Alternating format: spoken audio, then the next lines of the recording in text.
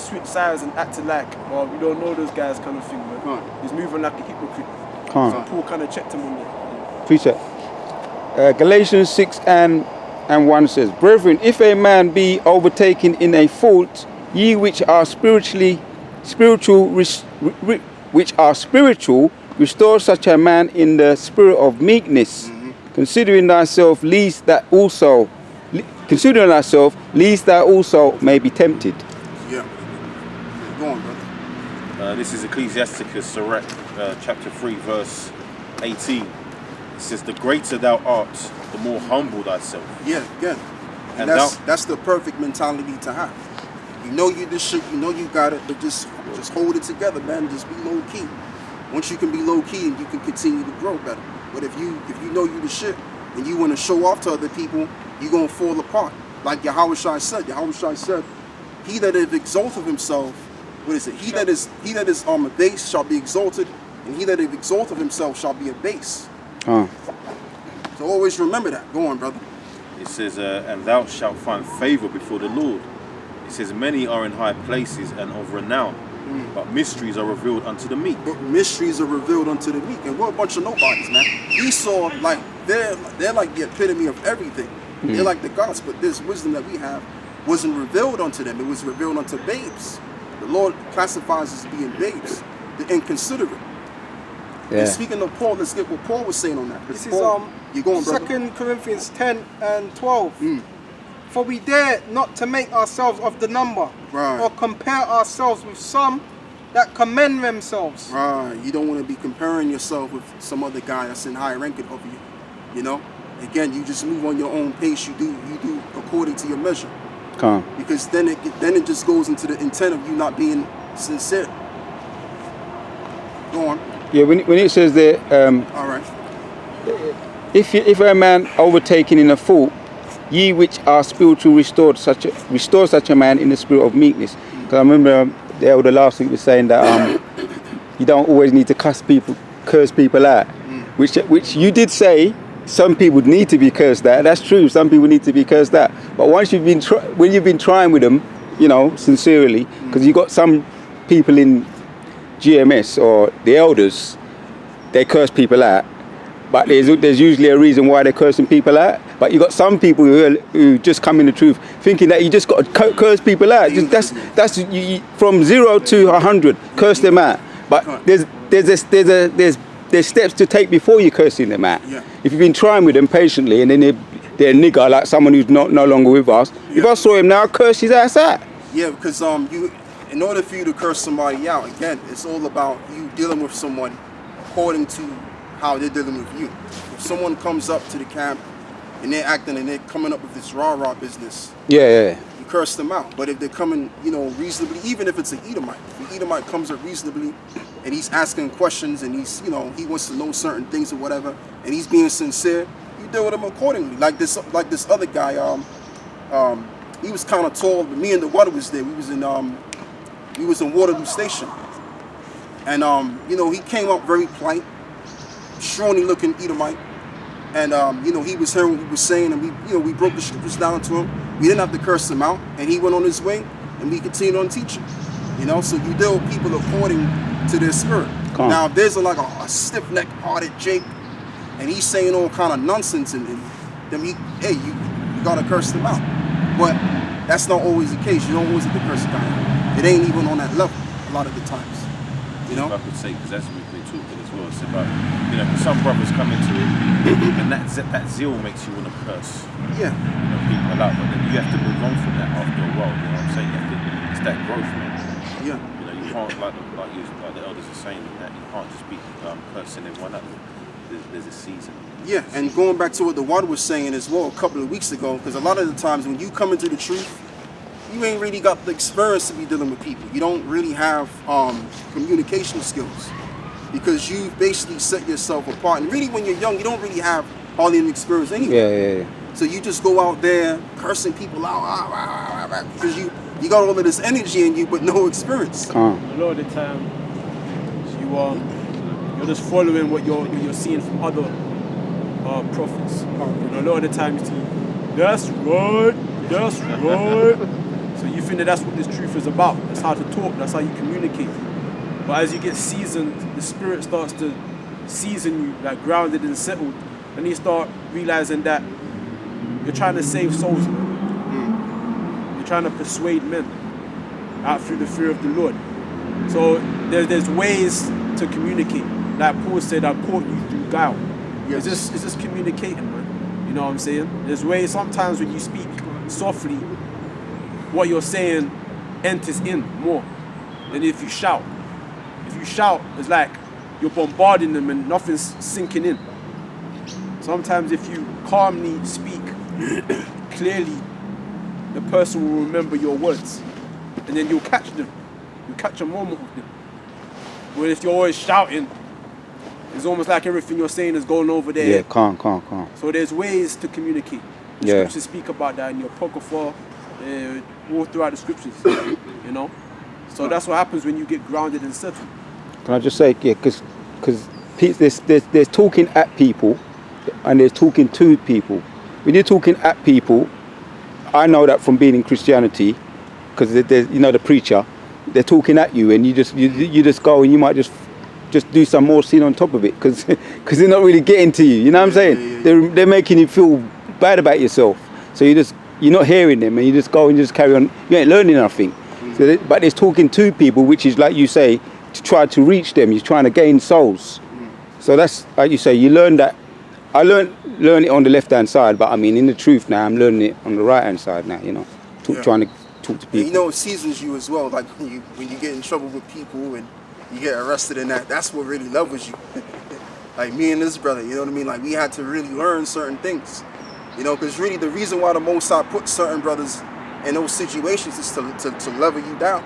Because you're getting too hyper, you're too energetic, you're too passionate, cursing people out, you know, and so being that we're at the age that we're at right now, we have the experience. So with that being the case, there's no space to be ignorant to what you need to be doing and how you're supposed to conduct yourself, because you're setting yourself before the public. So you gotta know how to deal with yourself, and the most important thing, as well as you gotta know how to control your spirit. Because remember, you're dealing with all of these different spirits and demons and all of these elements. So if you have no self-control, then somebody can just, you know, give you a middle finger and you just bug out like, what the fuck you doing? You know, if somebody spit on you, you gonna bug out. But with the experience, you cool. You wanna, you know, you're in a state of understanding. You know, right, observing. Because a lot of people, they're demons. They don't realize they have demons in them. Yeah. When they come at you, they're trying to pull you into their world. Exactly. You know what I mean? And once they catch you in their world, then they've got you. You know, but if you stay in the spirit, sometimes if you stay in the scriptures, sometimes they don't want you to get into the scriptures. They say, don't go into that, don't read out that. But they're demons, innit? So when you stay in the scriptures, you're staying in that world. And either they can leave, usually they'll leave, or they'll have to humble down and listen. You know, so you guys have a strong stance in what you're doing. Yep. What more can I say? Go on, brother. Yeah, back in Sirach 3 and 20, it says, for the power of the Lord is great, and he is honored of the lowly. It says, seek not out the things that are too hard for thee. Yeah. Neither search the things that are above thy strength. And that's what every brother has to remember. The Lord honors the lowly, the meek. It says in Matthew, the 5th chapter, the meek. It didn't say the proud. It didn't say the God is trying to be exalted. It says the meek shall inherit the earth, the lowly. So who is the Lord dealing with? The Lord is dealing with the meek. And let's further solidify that, because I want to read what Paul was saying on that regard. Who did he give this wisdom and understanding to? Did he give it to these Edomites? Did he give it to these highly esteemed in the mind Jakes? No, he didn't give it. He didn't give it to them. He gave it to men that were of a contrite heart, that were broken, that weren't really a part of society even while they were in society. He gave it to those guys, you know, so that the Lord can magnify himself and show his power on the people that are considered no people. All right? So I want you to get what Paul was saying on that. When he said, the wisdom of this world is foolishness with men.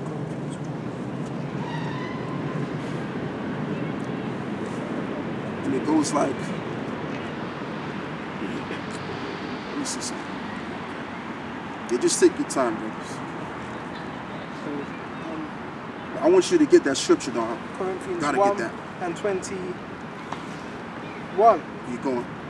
Start at 19. For it is written, I will destroy the wisdom of the wise, and I will bring to nothing the understanding of the prudent. Where is the wise? Where is the scribe? That's the one. Where is the disputer of this world? Yeah. Have not the Most High made foolish the wisdom of this world? Exactly. For after that, in wisdom of the Most High, the world by wisdom knew not the Most High. Yeah.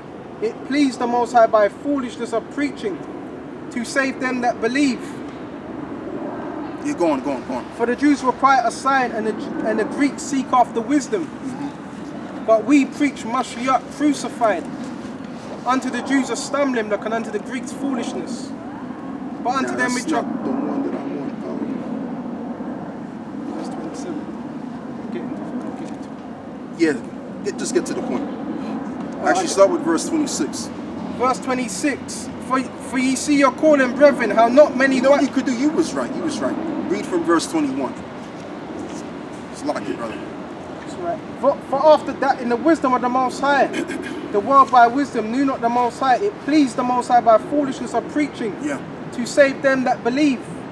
For the Jews require a sign, and the Greeks seek after wisdom. And that's how you know he was talking about the Israelites, the Jews, the world. He wasn't talking about the actual world, but we can use this to, we can use this basically specifying how this world thinks too, but mainly the world that is that the Paul was speaking about was the world of the Israelites. But anyway, let's continue on. But we preach Mashiach crucified, and to the Jews a stumbling block, and unto the Greeks foolishness. Yeah. But unto them which are called both Jews and Greeks, Mashiach, the power of the Most High and the wisdom of the Most High. So what did they mean? I have to specify on this, man, because you got people out there that are simple, that are coming from the Christian side of things. The Jews and the Greeks is talking about the Israelites. You had Jews, which were Israelites that knew they were Israelites because they kept the covenant and all of that, and then you had the Greeks, which were Israelites that spoke Greek and lived the Greek fashion. All right, go on, brother. Verse 24, but unto them which are called both Jews and Greeks, Mashiach, the power of the Most High and wisdom of the Most High. Because the foolishness of the Most High is wiser than men. Yeah. And the weakness of the Most High is stronger than men. Go on. For ye see your calling, brethren, how not that many wise men after the flesh. Yeah. Not many mighty. You see, there's not many wise men after the flesh. That's men that's considered wise of this world. Like you may have a Jake that he specializes in being a doctor. You know, he has so many different degrees. He's went to university after university. He's been there, done that. He's got all kind of credentials to prove where he's coming from. The Lord ain't dealing with Jakes like that. Most of us ain't really on that kind of level. Now, some of us that went to university, yeah, but I'm just saying we're not like them kind of Jakes that's actually, grew up and went to the best schools, went to private schools, and then went to the best universities. We're not on that level. We're just regular men. Basically, we're just commoners. Okay, most of us are commoners. Go on, brother. Verse 27, but the Most High have chosen the foolish things of the world to confound the wise. Right, he's chosen the foolish things in this world to confound the wise. So we're considered the foolish. So with that being the case, now there's no space for pride. There's no space for boasting yourself. Now the scriptures does say knowledge puffeth up. But we gotta always be mindful that we're the lowly, we're the meek that the Lord is building on. Okay? Go on, brother. And the Most High have chosen the weak things of the world to confound the things which are mighty. Yeah. And the base things of the world. To confound the things which are mighty. Like David. David was a very young man, and he was, he looked like a phony, as you can read in the Old Testament, in the book of Samuel, when the Lord got done dealing with Saul. But this was a man that was able to destroy the gigantic Philistine at the time, if I'm correct, by the name of what was his name, man? Goliath, so to speak. So the Lord can take, as Benjamin say, little maga man, to simply destroy somebody that's gigantic, man. It's big. You understand? It's not about size. It's not about your presentation. It's about you being the lowly and the meek, and the Lord building on you. So the Lord is dealing with you, and you're on a low level. Then you're better than that guy that's got a good presentation about himself. Okay, go on, brother. And the base things of the world and the things which are despised have the Most High chosen, yeah. And the things which are not to bring. Yeah, you can get that. to bring to And naught. check this out as well. When you actually analyze something, most of us brothers in Great Millstone, most of us are sick. Most brothers in Great Millstone are sick. And the reason why I'm saying that, because the apostle put that out there like that. Most of us ain't really all the way there. You know? This brother, he has his own little personal thing. I'm pretty sure you got your own little personal I've thing. got many problems. Right? And you can see my problem face value. You know, some brothers got outward issues which can be seen. But the point I'm making is the Lord is dealing with the meek. He's building on those that need healing. That's why Yahawashi told his men to go teach the word to those that are sick. I believe that's in the book of Luke somewhere. Lord willing, I'll get to that. Go on, brother.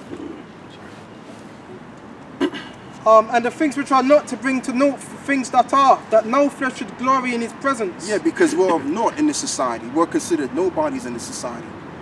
If we don't have the proper credentials, then we're considered nobodies, man. We don't have PhDs. A lot of us don't have all of that kind of stuff. A lot of us are coming from the hood. A lot of us are coming from, you know, mediocre backgrounds, just commoners. You understand? And there's nothing wrong with that, man. Just because you ain't that guy, just because you ain't the dude that's playing around with the girlies or whatever, that don't matter, man. The Lord ain't dealing with a guy like that. The guy that's a player now, guess what? He's going to be in a lower position in the kingdom. Versus you know, you just on your focus concerning this truth. You going to be the top guy. You know, so whatever's top in this world, hey, when this world passes away, that ain't going to matter. Okay? The men that's going to matter are those that are in this truth, so to speak. Because this truth is growing every single day while this world is crumbling apart. Go on, bro. I've got another precept. This is Acts 4 and 13. Now when they saw the boldness of Peter and John, Yeah, he was confident. Go on. and perceived that they were unlearned and ignorant men, Perceived that they were unlearned and what is- ignorant men, and ignorant men, because they didn't speak they didn't speak the proper tongue at that present moment in time. Just like how people can say, "Oh, you guys don't speak proper English. You guys talk hip talk." Yeah. Like there's individuals on the common board that may say, "Oh, these guys is talking that prison talk." But you know what though? He's right, because we are in prison. The scripture says that the Israelites would be in prison. You understand? Because they didn't go to them high schools of learning. Yeah, that's what it was. Yeah.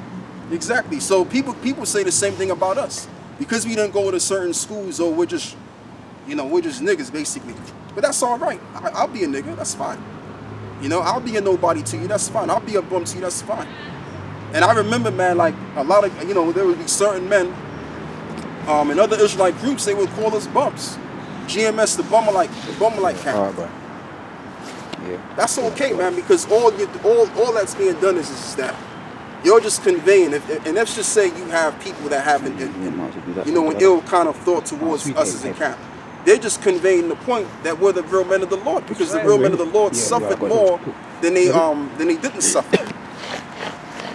So we can, man, we love it. and the scriptures say, lift up that voice like a trumpet. Yeah.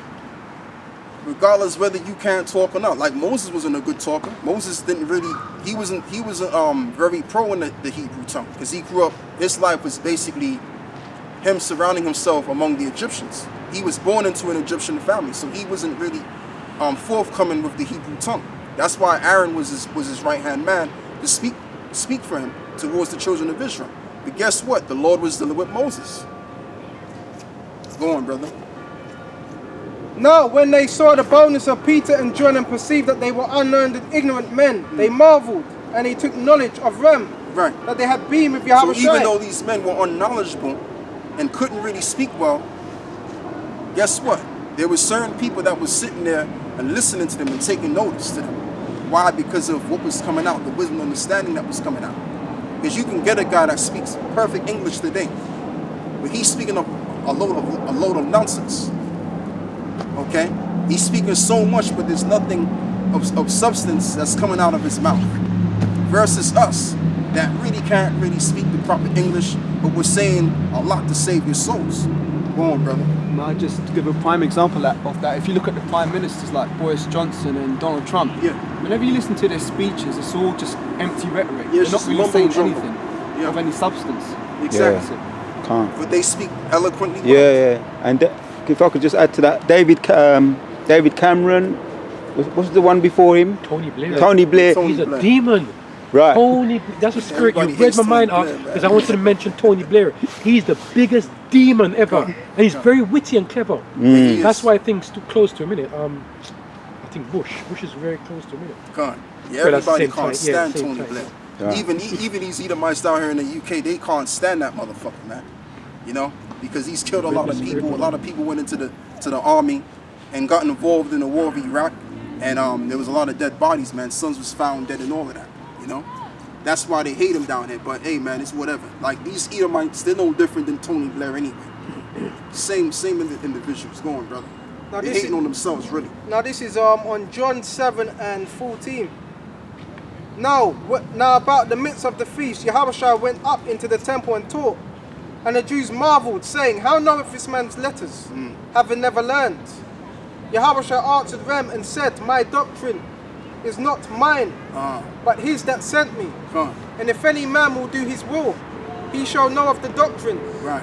whether it be of the Most High or whether I speak of myself. Exactly, because the Lord was moved by the Spirit of the Lord, man, and he knew and understood that the doctrine that he had, he didn't come up with the doctrine by himself.